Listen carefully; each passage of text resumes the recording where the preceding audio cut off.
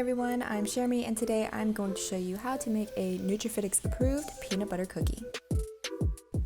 So the first thing that we're going to do is get a big mixing bowl and add one banana to the bottom of it, and then we're just going to mash the banana until it's smooth and creamy, almost like a paste-like consistency.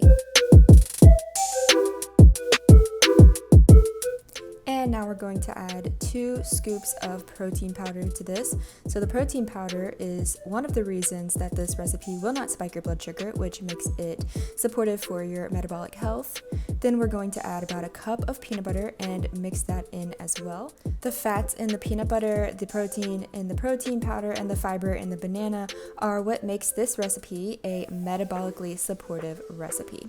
So now we're just going to take a pan and line it with parchment paper and lay out each of the cookies in even-sized balls, round them off, and then we're going to press the hash marks into them with a fork. So I'll show you how to do this. And one more time. And then we'll just go through the rest of the tray and press hash marks into the top of each cookie.